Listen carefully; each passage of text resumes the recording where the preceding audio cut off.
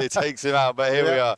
We do have a backup feature match for you all, though, so we will go across to that now.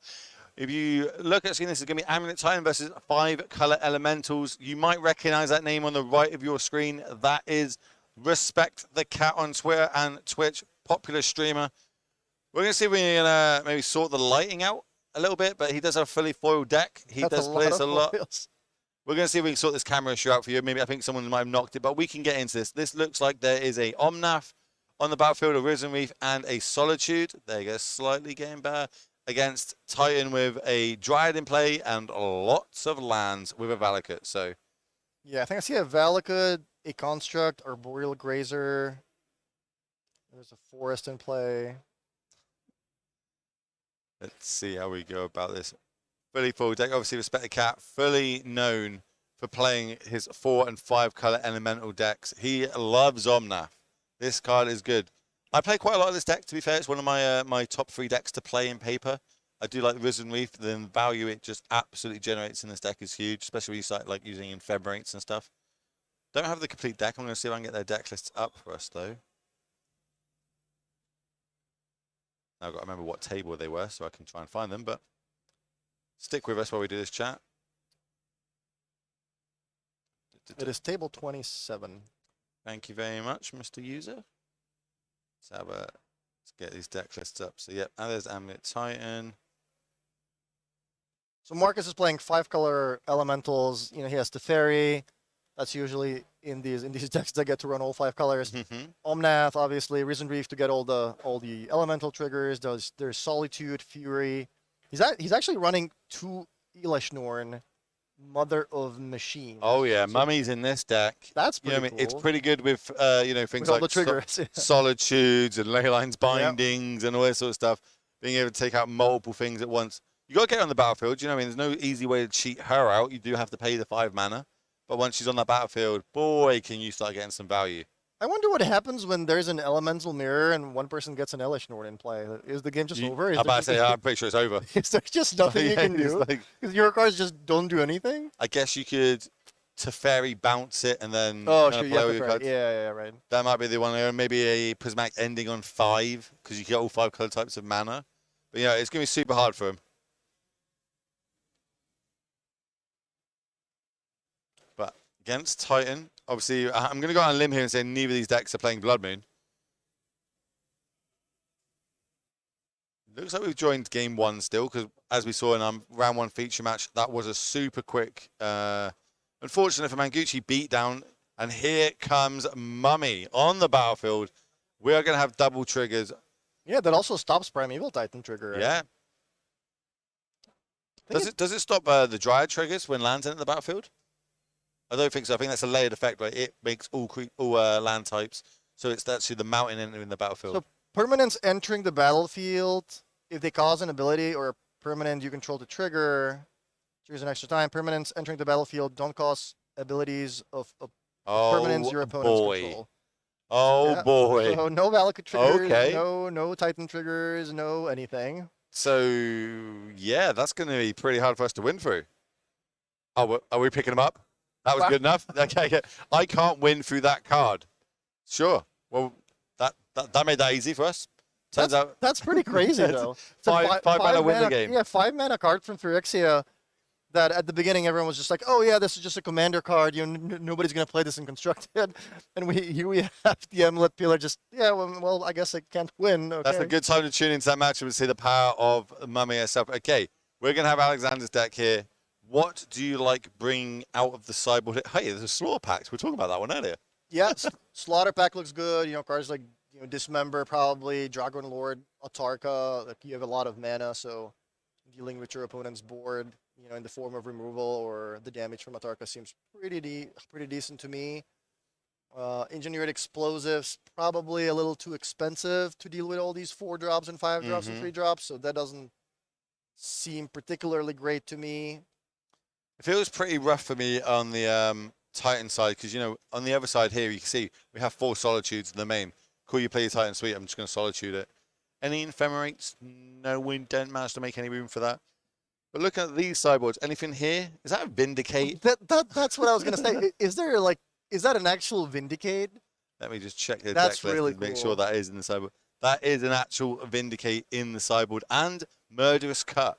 When was the last time that got registered in 75? Again, respect the cat. Make sure you go follow him on Twitter. Make sure you go look at that Twitch stream. He obviously has reasons for this, and he is doing well, being X-1, currently 1 game up.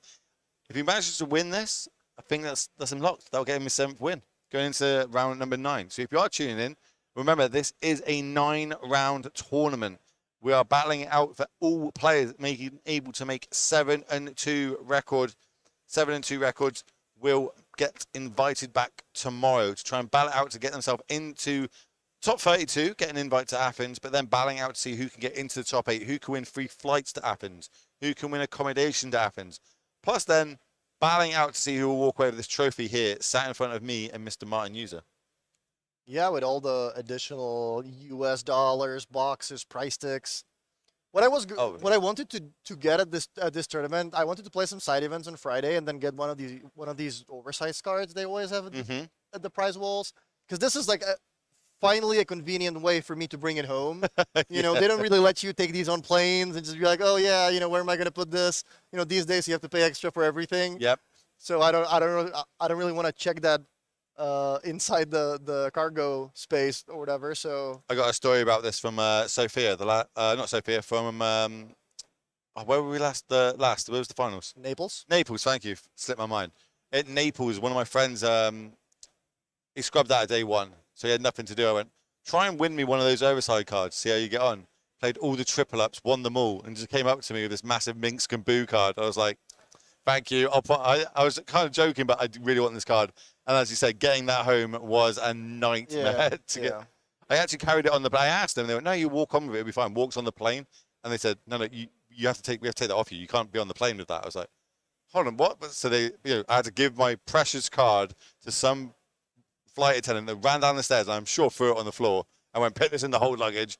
Because we got him back in time. People know in the chat, regular watchers this, I can't go a stream without mentioning D&D and how much I love it. And Minsk and Boo is a big part of D&D.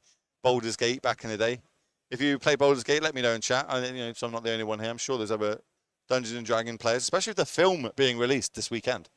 Not that I've got any promotional things towards that, but I'm a big D&D fan. Okay. Today's 9 rounds, and 7 is the magical number. Yep. You get 7 wins, you are locked for day 2.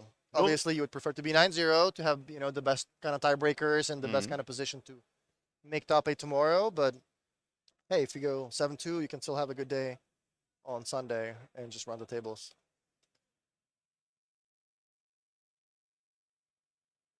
So we have Markus taking a mulligan on the elemental side. Looks like Alexander's pretty happy about his opening hand.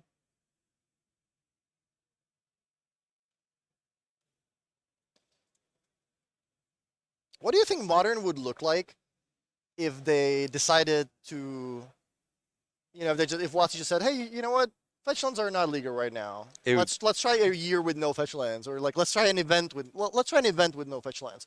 What would it look like? I know what I hope it would look like. I hope it would look like the Born of the Gods kind of era where we all played one color devotion decks with like Nykthos and kind of try to go that powerful. Now we just get the the luxury of using every powerful card in every color in the same deck potentially if you want to. I'd like it to kind of be narrowed down to just 1 or 2 colors. I think a lot of the decks that were good before, like Modern Horizons, like Burn, Tron, like these kind of decks would probably start shining again. Well, here we start off with an Amulet Titan. An Amulet turn 1, exactly what the Titan deck wants to have. I think we're about to see a very explosive turn. I see an Explore, a Bounce Land, a Dryad, maybe 2 Dryads, and then TARDIS Tracker. Yep. So we're going to do the triggers here while it's on the stack. We'll tap it and then use the bounce to bounce it back. Here's the Explore. We get to play another land for turn, and here. Okay, that's another Amulet. Talk us through this one and why that one's in the deck now. Yeah, the Mycosynth Gardens is a card from Phyrexia that allows you to copy the Amulet. So again, another card that fits into your mana base. So not only do you have all these Boseijus that deal with cards like Blood Moon, now you also have a land that copies your Amulet. So turn 2, there's a Dryad in play. We're about to have 2 Amulets, and then turn 3. Alexander still has the bounce land in hand, so if there is a Primeval Titan, green pact or anything like that, the game might just end on turn 3. Yeah, sorry about the focus on the camera there. I think someone nudged it, so we're just fixing it, getting quality so you can see. Obviously, the light is a bit of an issue for us here. This venue is extremely well lit, so we're doing our best to try and fight that. But you got me in mind. We'll hold your hand through this. We'll be able to tell you what cards are what and what is being played as we start off the turnover on Respect the Cat side with a Triumph. You see this a lot in these 5-color decks, right? This is what they do. They start off with maybe 1 or 2 Triumphs, and we're just straight away cashing in this Solitude. Getting Teferi is exiled, Solitude comes down. You can gain a little bit of life, but we're going to stop you playing more than 1 land a turn if we can. Fortunately, it might not pay off as how we want it to. I think we've got the option of another Dryad or... Oh, okay, so here we go. So we're copying the Amulet here. Yeah, so the way the land works is you pay X mana and tap it to copy an artifact with casting cost X. So in this case, it's going to copy the Amulet. Well, it would if the binding didn't take it out as it was targeted. Oh, wow. That is an absolutely big brain play there, taking that off the battlefield. So we've used our resources to our best ability. This is only turn 2, and then we've hit 2 tap lands onto the battlefield, but yet we're unable to deal with that Amulet on the battlefield. We've been dealt with the Dryad on the battlefield. Yeah, things coming up very well for, and I think we're going to go into a turn 3 Fable of the Mirror Breaker here. That's a good 1, 2, 3. Yeah, excellent draw from Markus. I was thinking this game's going to be over on turn 3, that Alexander is just going to make quick work of the Elemental deck, but everything completely turned around with that Leyline binding. Let's see if we can short up again over the time. So I do think this is a bit of a hard matchup for Titan. I think just Solitude really kind of swings this matchup. And we spoke about it quite a lot, like Solitude on almost like an all-time low of seeing constructed play, and people turn up with things like Death Shadow. That must be exactly what Markus wants to be playing against. These sort of decks. We see a Dryad come down here. 2nd land drop for the turn if we choose.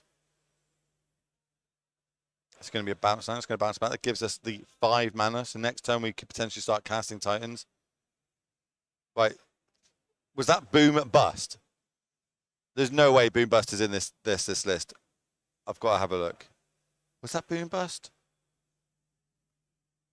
I'm trying to look what that was. Oh, it might be Dead Gone. I see Dead Gone. Yeah, it's Dead Gone. I thought it was Boom Bust because I saw a language and I was like, what just happened? That card needs to see more play, in my opinion. I love Boom Bust.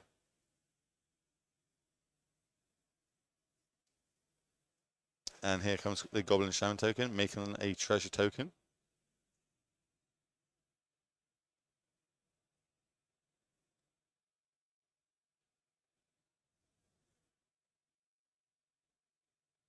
I think we've got Omnath in hand, another Fable.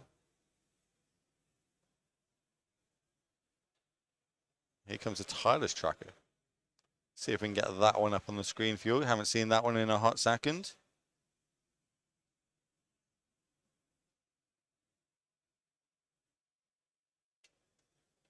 All right, so Tracker, Make a Clue, Dryad. Lets you play another land, so maybe Urza Saga is going to make it into play this turn. Yeah, there it is. Chapter 1. Yep, so we get a couple of clues on the battlefield here. We'll see if we can get those tokens on the battlefield to clear it up so everyone can see it a little bit better.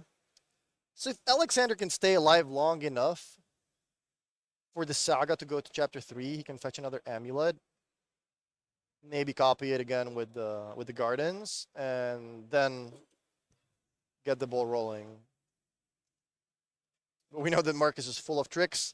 All these Leyline bindings, Fire Eyes, Dead Gone, Solitude. Yeah. It really looks like a very innocent looking deck. You're thinking like, oh yeah, I'm just, And here's the Murderous Cut that we were speaking about. Wow, yeah. Excellent 5 cards. Yeah, that Dead Gone, I thought it was like Boom Bust because I saw a land go to the graveyard with it, thinking, oh, that's Boom Bust, sure. But no, it was just the 2 just getting discarded. I got it. I worked it out. When I hear when I hear Elementals, the first thing that comes to my mind is like, the Red Harbinger, Bloom Tender, and then like people trying Horde of Nations, like that kind of thing. But this is more of a control deck. Like this is more of a sure, I'll deal with this with Solitude, maybe maybe deal with something else with my Dead Gone or Murderous Cut. Then I have a Teferi bouncer thing. Plus, I'm gonna get a lot of extra value out of my Omnath, Risen Reef triggers. So it is more of a control deck that just uses cards like Fury and Solitude to slow the opponent down and then eventually win with cards like Omnath. Yeah, well, when we get Risen Reef on the battlefield, and every time we play an elemental, we get a trigger. Like that card generates so much value in these decks. But we're gonna see what's happening. Looks like we've got ourselves a Summoners pack. We're gonna cash that in. Potentially gonna go find a Titan with counting our mana. I'm pretty sure we've got the 6 mana we need if we want to go that way and cast it.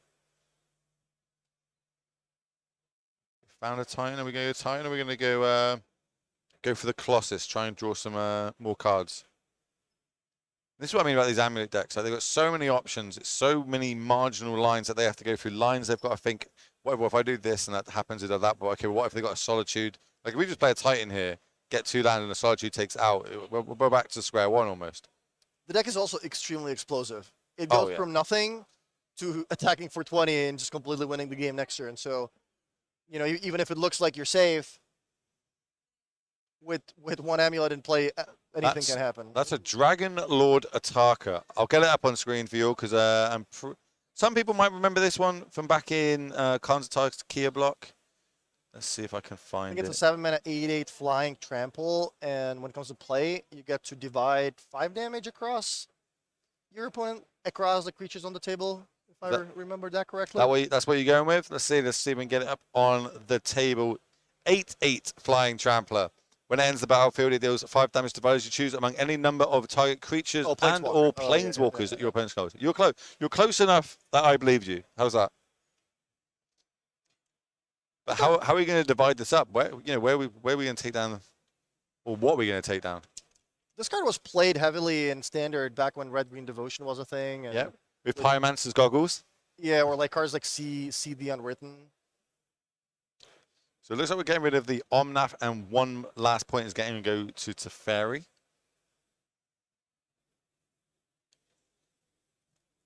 And we're just going to pass the turn back. Draw step that look like a Godless Shrine. Teferi ticking up, that's the easy bit. We can't do much else with it. I think we've got Fire Ice, Fable, the Mirror Breaker. There's a white card, I'm not sure if that's Prismatic Ending or Solitude. And the Godless Shrine that we just draw for the turn.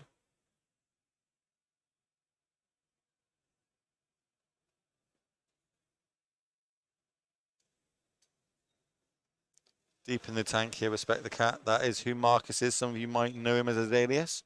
Popular on Twitter, popular on Twitch. Big fan of these 4/5 color LMS decks. And we're going to shock this in.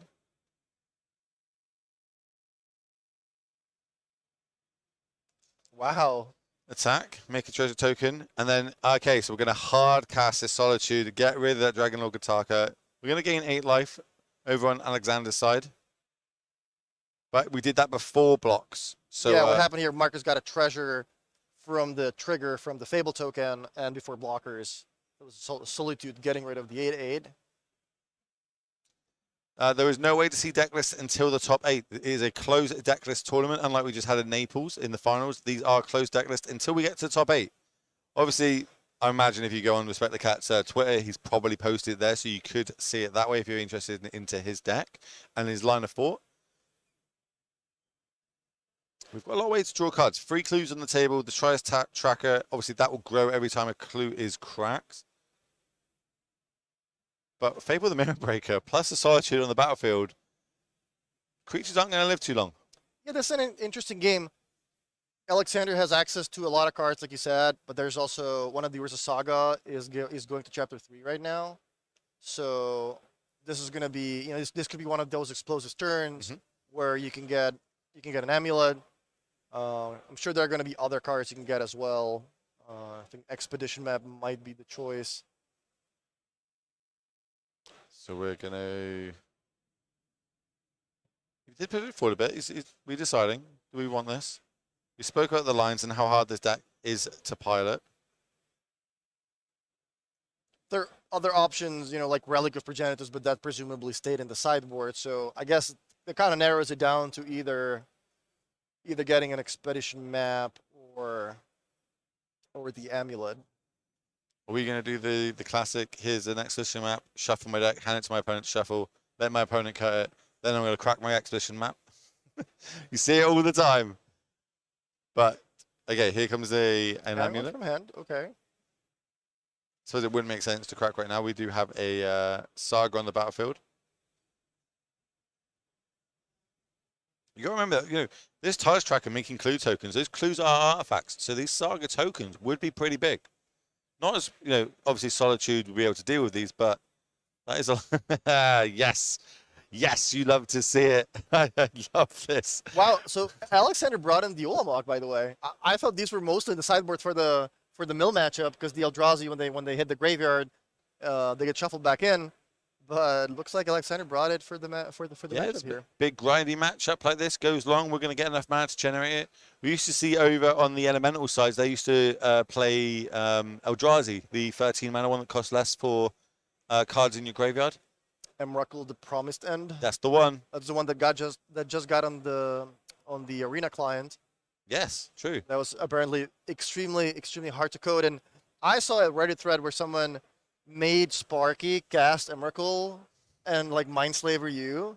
And you would think that like maybe they wouldn't really do anything too crazy, but the AI, you know, made pretty sure to work of the opponent. Reddit's got so much randomness on it. Like, yeah. I love that someone went out their way for that to happen. Okay, we're still thinking. So we do play a bounce land. It comes play untapped. So we still do have the 2 mana to activate that as a Saga if we need to. And that token will be a 6/6, I believe, if it does live. But on the other side, we do have a Fable the Mirror Breaker flipped. It is active. We do have a Solitude. We also have a Goblin Shaman token on the battlefield. And Teferi at 3. So, you know, we could cash that in potentially, get this Tiles Tracker off the battlefield if we want to. We'll see how we want to go about this. That Kicker Reflection is not summoning sick anymore, right? No. We have got full advantage of that. Yeah, and Solitude is certainly not a legendary creature, so this is a high value play. Tap 1 mana, get rid of your creature, make an extra creature for myself. Do you know a really easy way to get feature matches is bring your own tokens. Bring the correct tokens is how really helps coverage out, as well as registering your deck and MTG Mini, like both of these players have done. I was gonna say that, yeah. Also winning helps. Plus, not only do you make coverage people's life easier, you also make, you know, people like Frank Karsten that really tries hard to give, you know, the players the metagame numbers, the metagame shares, in the metagame mentor article. It's a lot harder job when you have to go through mono white werewolves and, you know, these kinds of decks that are just labeled labeled there, you know, for fun. So yes, we do show the deck list in between sideboard, and so obviously everyone's offered a feature match. They are fully aware that this has happened. It's not like we're going behind anyone's backs. So they can always turn down the feature match if they want to, but they are aware that if they come in the feature match area, we will be showing their deck in between sideboarding, potentially, as long as they get on camera. Because we do have 2 feature matches at all times running, and when one of them finishes, we do run out into the crowd, we grab out whoever's sideboarding and bring them to the feature match area so we can give you the most amount of gameplay we possibly can. Now, Amulet Titan. Cashing in this Saga. We're floating 1 mana. We're getting the 2nd Amulet on the battlefield. This is where turns get scary. A 3rd Amulet on the battlefield. That's the last Amulet, right? Because the 4th one is in the graveyard. It's under the Leyland's Binding. It's under the Binding, yeah. Okay, 1 land is going to generate 6 mana. Bounce back to my hands. Alexander's explaining, like, yeah, between every trigger, I'm going to tap it, untap again, tap it, untap again. I'm getting 6 mana. Yeah, that's a Summoner's Pact. Presumably for a Titan. Yeah, this is how you can go super explosive. Like, you can almost cast every card, every Titan in this turn if it was to live, and these amulets are alive. We'll see what we've got over on Markus' side. Is he able to close this game down? And this is how we're going to go about it. So we're going to play Bounce Land into a Teleria West. Float all the mana. We're going to then transmute this Teleria West into another Summoner's Pact. Another Summoner's Pact's going to go get another creature. Wow. Potentially is going to be a Titan. Another one. We're going to go for a Dryad. Yep, another Titan. And that's what, this is how scary this gets. We are going to probably cast all 4 Titans if we've got them left in our deck. We might only have 3. Yeah, and this is where the Amulet players, they already know exactly, like, hey, I'm going to get, 17 mana from this, Slayer Stronghold, give it haste, another one, Tolaria, so I'm going to end up with 4 Titans and, 17 mana. And you're like, I lost you at transmuting, Well, we're going through the math now. We're working out this much mana. Cool. We're going to transmute. So I believe what happened there would have been 9 mana was generated. So then 3 of it would have been used for the transmute. The other 6 is made for this Primeval Titan. Now we're on the second trigger for this Primeval Titan. What do we want to do? Looks like it might be the same again. Untap these. 9 mana floating. Bounce this back to my hand. So that's another Cynic Bounce Line and Tolaria. There was also a Boros Garrison in the deck, which is finally the red and white source that's going to be able to be used to activate the Slayer Stronghold. Okay, so it looks like we're transmuting. We've got 4 floating.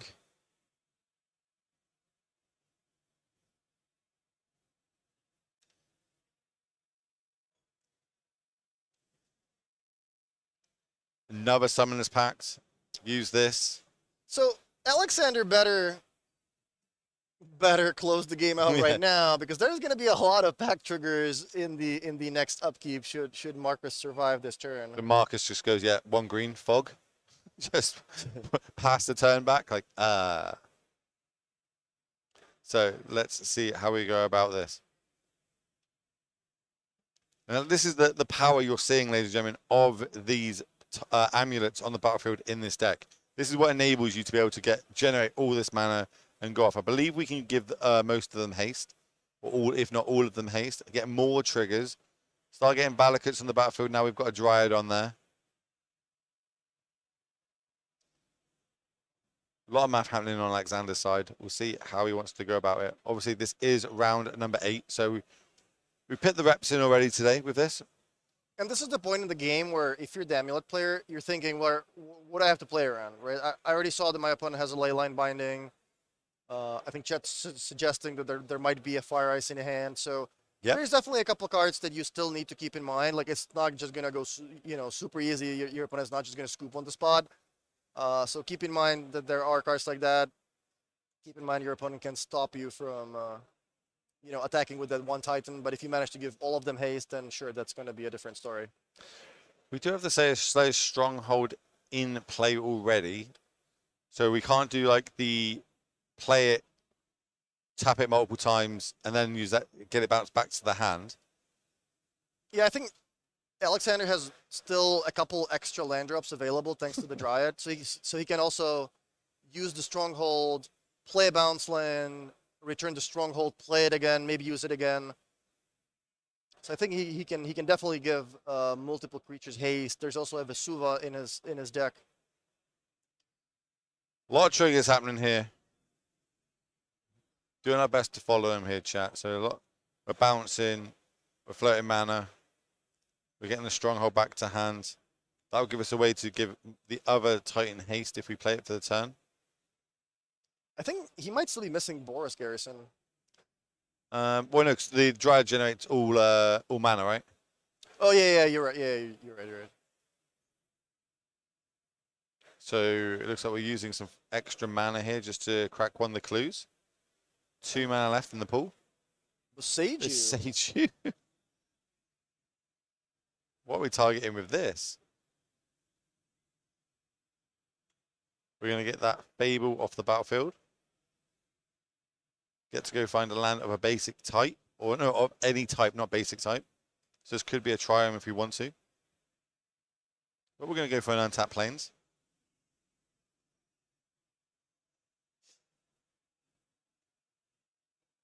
And now we're going to cast Ice on the Titan that was targeted, giving itself haste.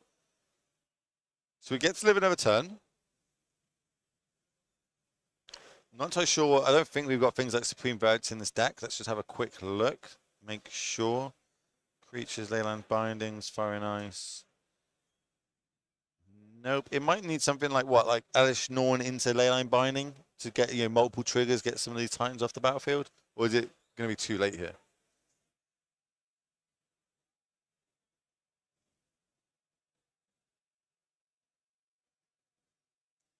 Alexander certainly has a lot of lines available. Like you can try to give most of your creatures haste with the Slayer Stronghold. There's a Vesuva. Your deck also has Valakut. So now that you have the Dryad in play, and you're bouncing all these lands into your hand and playing them again, like that might be a. Hold on a minute. How many Summons Pack were cast? I believe there are 3 Summoners packs cast. Do we have enough mana to pay for 3 Summons Packs?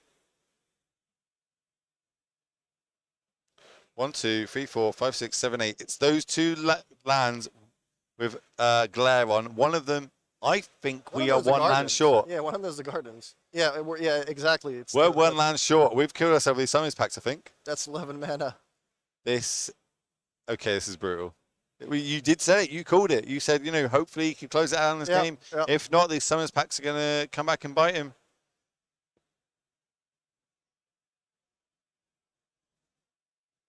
And I think that's what the players are saying here. They're saying, yeah, Hon, didn't you catch 3 Summoners Packs?